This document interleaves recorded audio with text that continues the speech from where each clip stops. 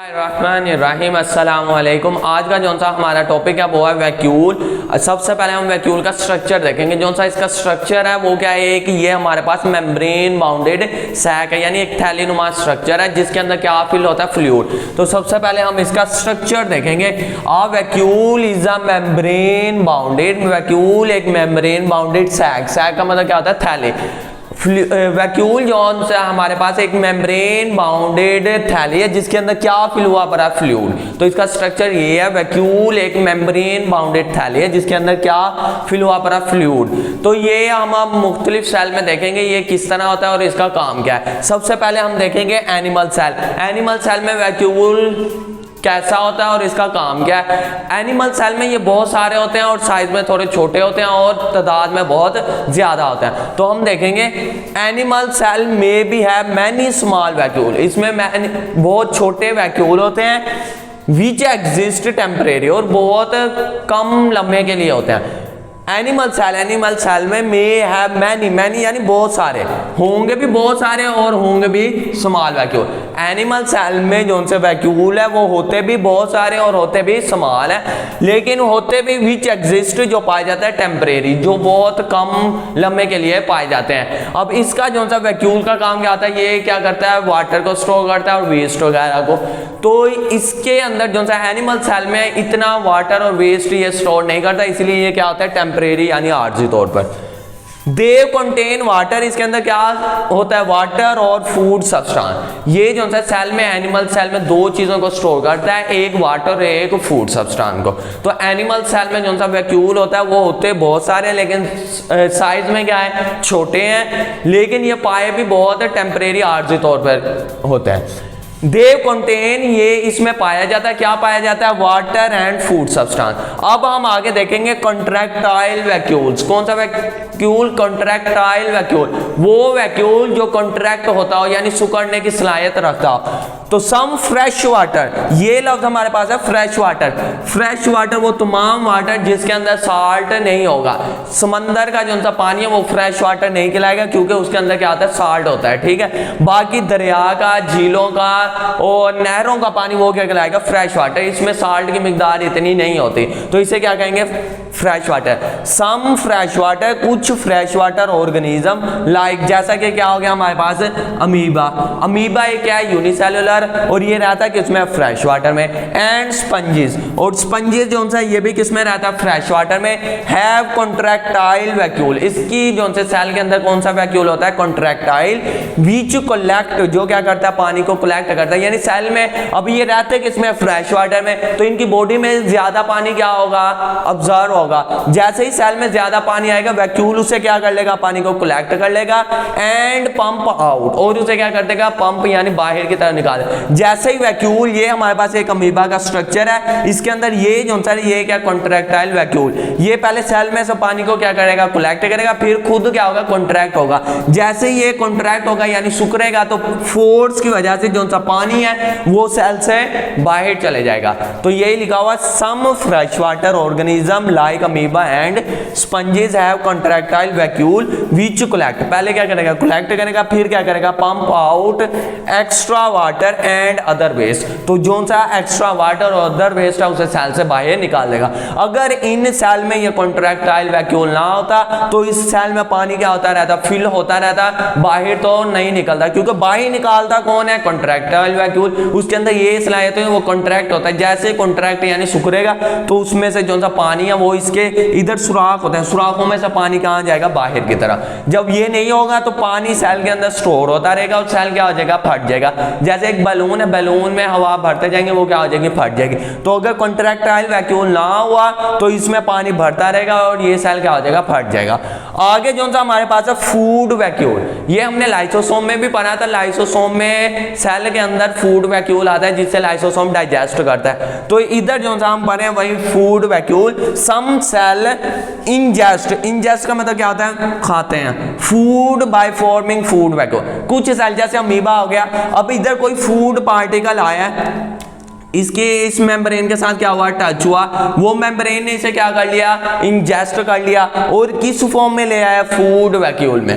तो some cell ingest food by forming food vacuoles which is then digested into simple molecule, और उसे बाद में सिंपल मॉलिक्यूल में क्या किया जाएगा, डाइजेस्ट किया जाएगा। यानी जो सा फूड है इसे मजीद तोड़कर छोटे पार्टिकल में कन्वर्ट किया जाएगा, और ये काम जो सा हमने ज्यादातर पढ़ा था ये लाइसोसोम भी करते हैं। तो यही है then digest into simple vacuole. तो अब हम पढ़े सम सेल, यानी वो वाला जो सा हमारे पास क्या फूड वैक्यूल में सम सेल इंजेस्ट फूड, कुछ सेल क्या करते हैं फूड को इंजेस्ट करते हैं, खाते हैं बाय फॉर्मिंग फूड वैक्यूल, और क्या किस फॉर्म में खाते हैं, फूड वैक्यूल बनाकर, विच इज देन जो क्या किया जाता है, डाइजेस्ट किया जाता है इनटू सिंपल मॉलिक्यूल। पहले वो बड़े मॉलिक्यूल में होता है, उसे तोड़कर छोटे मॉलिक्यूल में कन्वर्ट कर, डाइजेस्ट यानी एक बड़े फूड के मॉलिक्यूल को छोटे मॉलिक्यूल में तोड़ना। फूड वैक्यूल जो होता है, फूड वैक्यूल है also store food, food vacuole में सिर्फ क्या स्टोर होगी, फूड होगी।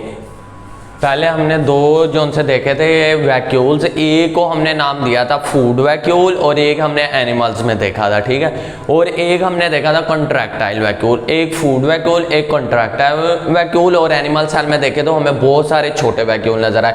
अब हम आ रहे हैं प्लांट सेल की तरफ। ये हमारे पास एक क्या प्लांट सेल, प्लांट सेल जब अभी छोटा होता है ना तो इसमें बहुत सारे क्या होते हैं, छोटे छोटे वैक्यूल्स होते हैं। जो जो ये साइज में बड़ा होता जाएगा वो छोटे वैक्यूल आपस में मिलते जाएंगे, फ्यूज होते जाएंगे, यानी मिलते जाएंगे, एक बड़ा वैक्यूल बन जाएगा। बहुत सारे छोटे वैक्यूल मिलकर एक बड़ा वैक्यूल बना लेंगे। जैसे ये बड़ा वैक्यूल बनेगा, इसके अंदर क्या स्टोर होगा, वाटर, इसके अंदर क्या स्टोर होगा, वाटर। जैसे ही इसके अंदर वाटर स्टोर होता जाएगा ये क्या होता जाएगा, फूलता जाएगा। जैसे ही हम किसी चीज में गुब्बारे वगैरह में हवा भरे वो क्या होता जाता है, फूलता जाता है। इसके अंदर वाटर भरता जाएगा, ये क्या हो जाएगा, फूलता जाएगा।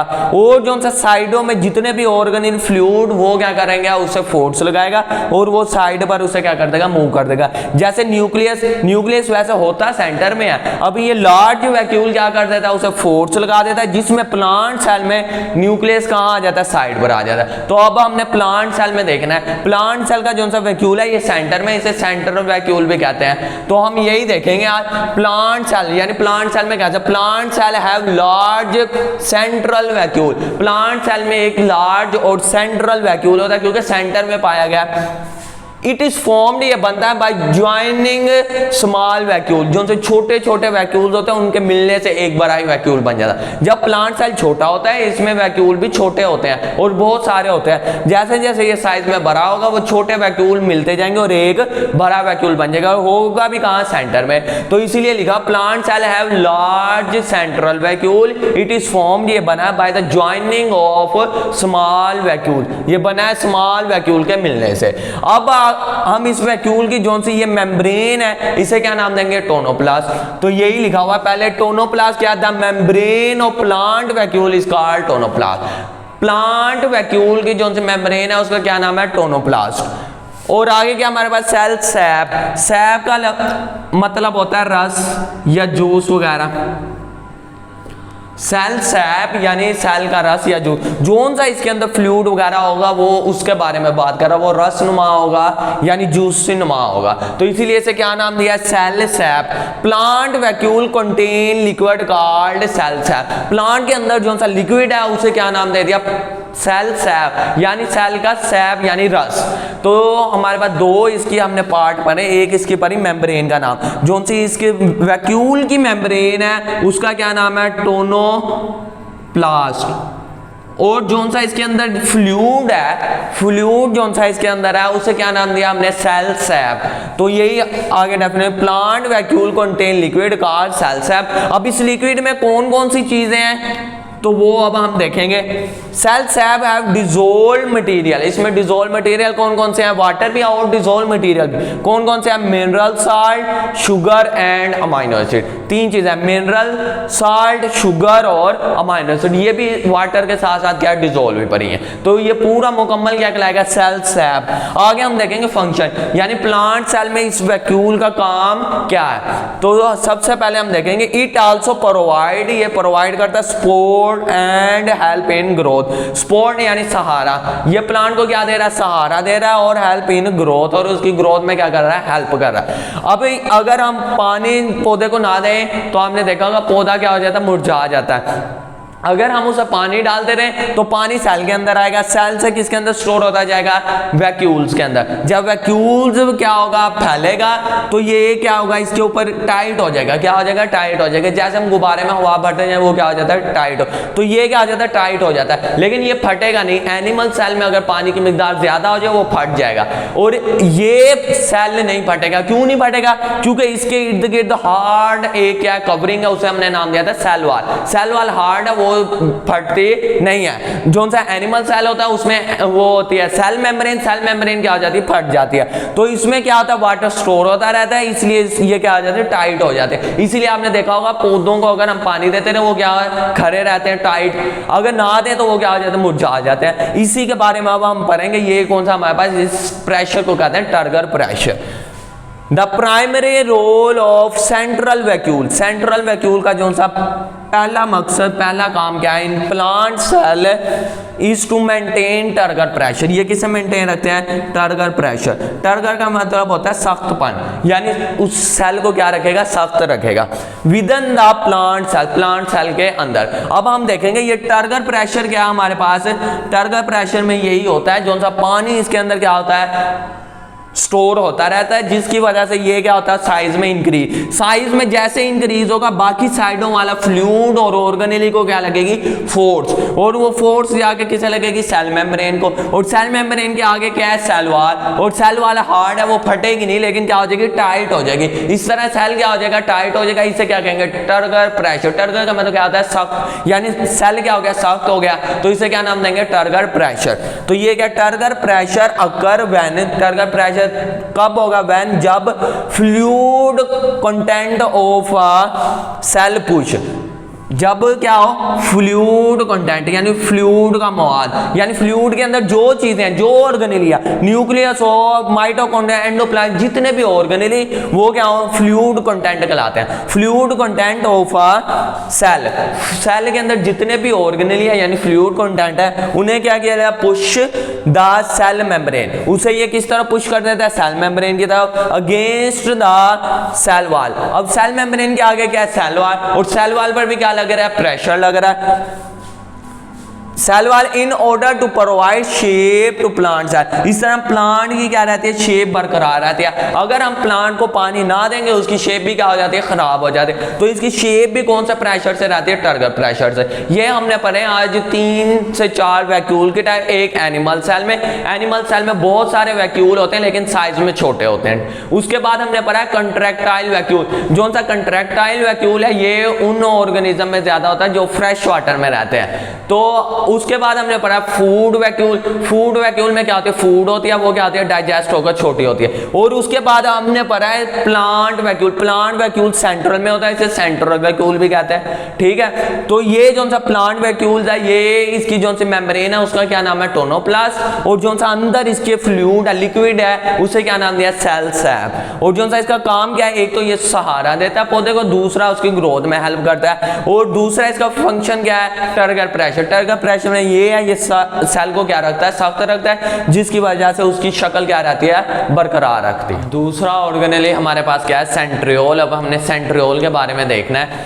Centriole are hollow. ये कैसा होता है, होलो यानी खाली, ओपन एंडेड। इसके दोनों एंड क्या होंगे, ओपन होंगे। शेप कैसे होगी, सिलेंड्रिकल लाइक स्ट्रक्चर, सिलेंडर जैसा इसका स्ट्रक्चर होगा। ये तकरीबन बनाया हुआ है हमने, जैसे एक पाइप नहीं होता है उसका भी तकरीबन सिलेंडर तरह स्ट्रक्चर। और ये जो से मैंने बनाया ये भी सिलेंडर की तरह स्ट्रक्चर है। इसके ये देखो, ये भी ओपनिंग और ये भी ओपनिंग, और अंदर से क्या खाली। इसी तरह हमारे पास क्या होता है, सेंट्रियोल। सेंट्रियोल जो है ना वो हमारे पास क्या है, सेंट्रियोल्स आर द होलो। ये क्या हमारे पास सेंट्रियोल जो है ना ये होलो है, ओपन एंडेड। सेंट्रियोल एक खाली जिसके दोनों एंड क्या है, ओपन है। एंड क्या है, ओपन, सिलेंडर जैसा स्ट्रक्चर है, जिसे क्या नाम दिया है, centriole. They are found in animal cell. ये किस में पाया जाता है, एनिमल सेल में। उसके बाद हम देखेंगे देव एग्जिस्ट इन पेयर। और ये पाए भी किस फॉर्म में जाते हैं, पेयर के फॉर्म में।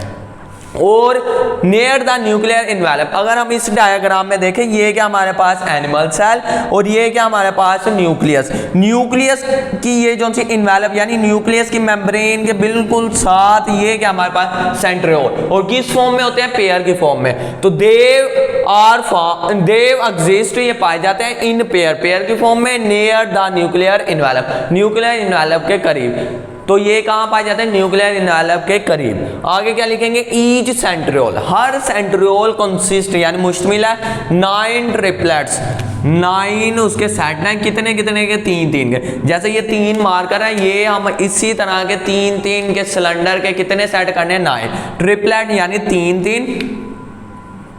जैसे ये है ना 3 मार्कर, ये 3 मार्कर हमारे पास क्या है, ट्रिपलेट। इसी तरह के 3 वाले जो से सेट है ना हमारे पास कितने हैं, 9। तो अगर हम इसे वैसे अगर मल्टीप्लाई करें, ये क्या हमारे पास 9 को 3 से मल्टीप्लाई करें तो क्या आ जाएगा आंसर, 27। यानी 27 हमारे पास क्या होंगे, सिलेंडरी की तरह स्ट्रक्चर होंगे। और माइक्रोट्यूब्यूल यानी 27 हमारे पास क्या होंगे, माइक्रोट्यूब्यूल्स होंगे। फिर देखो 9 ट्रिपलेट्स, ट्रिपलेट यानी 3, ये जैसे 3 है, 3 के सेट कितने होंगे, 9 होंगे। तो अगर हम उसे 9 को 3 से मल्टीप्लाई करें 27 यानी 27 माइक्रोट्यूब्यूल्स होंगे। तो ईच सेंट्रियोल, हर centriole consist of 9 triplet of microtubule, 9 triplets of microtubule पर मुश्तमिल है। At the start of cell division, अब जब सेल ने डिवाइड होना हो, एक सेल डिवाइड होता है, आगे 2 सेल बनते हैं। अब सेल ने डिवाइड होना है तो ये जो सा हमारे पास एक पेयर है, पेयर कहेंगे तो एक कहेंगे, वैसे कहेंगे तो 2 सेंट्रियोल, 1 पेयर 2 सेंट्रियोल। एक जोड़े में कितने होते हैं, 2। जैसे ये एक पेयर है तो इसमें मार्कर कितने हैं, 2 मार्कर। तो जो सा पेयर है, पेयर क्या हो जाएगा, डुप्लीकेट हो जाएगा। अब 2 पेयर बनेंगे। जब सेल ने डिवाइड होना हो ना तो एक पेयर क्या हो जाएगा, डुप्लीकेट हो जाएगा, और 2 हमारे पास क्या बनेंगे, पेयर बनेंगे। तो ये एक पेयर था, अब ये डुप्लीकेट हो गया, इधर कितने बन गए, 2 पेयर बन गए यानी 4 बन गए। 2 पेयर को क्या कहेंगे, 4 कहेंगे। तो ये हमारे पास क्या बन गए, 2 पेयर। जब सेल ने डिवाइड होना हो तो ये क्या बना देते हैं, 2 पेयर बन जाते हैं और ये मूव कर जाता है। ये देखो इधर ये कहाँ था, ये था इधर न्यूक्लियस के इन्वेलप के साथ। बाद में जैसे ही कॉपी इधर बनी, एक मूव करके इधर आ गया, एक मूव करके इधर आ गया, एक इस पोल यानी इस सुराख की तरफ आ गया, एक इस पोल की तरफ आ गया। अब इसका काम क्या होता है, इसमें से ये धागेनुमा स्ट्रक्चर निकलता है जिसे क्या नाम दिया है, स्पिंडल अपरेटस। अब ये जो सा धागेनुमा स्ट्रक्चर ये क्रोमोसोम के साथ अटैच होते हैं और जब सेल ने डिवाइड होना हो तो ये क्रोमोसोम को भी डिवाइड करने में हेल्प करते हैं। तो आगे ये लिखा हुआ है at the start of cell division, जैसे सेल डिवीजन स्टार्ट होगी सेंट्रियोल डुप्लीकेट, सेंट्रियोल क्या हो जाएंगे, डुप्लीकेट हो जाएंगे। एंड 2 पेयर मूव्स, कितने पेयर है, 2 पेयर क्या है, पेयर 2, अगर वैसे कहें तो 4 होंगे। एक पेयर में 2 होते हैं तो 2 पेयर में 4 होंगे। Move to the opposite pole, opposite, एक इस पोल की तरफ एक इसके, दोनों क्या एक दूसरे के अपोजिट आ गए। Thus help in the formation of spindle fiber, और किस में हेल्प कर रहे हैं, फॉर्मेशन ऑफ स्पिंडल फाइबर में। ये सेंट्रियोल किस में हेल्प कर रहे हैं, स्पिंडल फाइबर बनाने में हेल्प कर रहे हैं। अब स्पिंडल अपरेटस जो है ये हमारे पास क्या धागे, इसे स्पिंडल अपरेटस भी कहते हैं, स्पिंडल फाइबर भी। अब ये जो धागे हैं ये किस में हेल्प करेंगे, क्रोमोसोम की डिवीजन में। तो ये 2 काम है, एक तो जैसे सेल की डिवीजन क्या होती है, स्टार्ट होती है, फौरन ये क्या हो जाता है, डुप्लीकेट हो जाता है, 2 पेयर बन जाएंगे मूव कर जाएंगे अपोजिट पोल की तरफ, और इसमें से क्या निकलेगा, spindle apparatus. At the start of cell division centriole duplicate हो गए, 2 pairs moves to the opposite poles, thus help in the formation of spindle apparatus. They are involved in the formation of cilia और flagella, और इसका इसमें भी काम है, cilia और flagella। ये हमारे पास एक सेल है बैक्टीरिया, अब ये इसके पीछे जो सा पूंछनुमा स्ट्रक्चर है इसे क्या नाम देंगे, flagella। ये भी किससे बना हुआ, माइक्रोट्यूब्यूल, और इसमें भी किसका अहम किरदार है, सेंट्रियोल का। They are involve in the formation of cilia और फ्लैजिला। फ्लैजिला ये क्या होगी, पूंछ होगी, और जो सा सीलिया होता है ना वो हमारे पास इसी तरह सेल के इर्द गिर्द क्या होता है, छोटे छोटे बाल नुमा जो से स्ट्रक्चर होते हैं, उसे क्या नाम देंगे, सीलिया। तो ये भी किससे इसके बनाने में भी किसका रोल है, सेंट्रियोल का। और ये भी जो सा सीलिया और फ्लैजिला ये भी किससे बने हुए हैं, ये भी माइक्रोट्यूब्यूल से बने हुए हैं। अब ये देखो ये साइज में थोड़ी बड़ी होती है और तादाद में कम, फ्लैजिला साइज में बड़ी तादाद में कम, सीलिया साइज में छोटी तादाद में क्या नंबर में क्या ज्यादा। तो जो सा ये होता है ना फ्लैजिला, ये एक पूंछनुमा स्ट्रक्चर है, और जो सा ये है सीलिया, सीलिया किस तरह बाल नुमा यानी स्ट्रक्चर। तो ये था हमारा आज का टॉपिक। इंशाल्लाह अब नेक्स्ट ऑर्गेनिज्म के साथ अगले लेक्चर में मिलेंगे। ओके, अल्लाह हाफिज।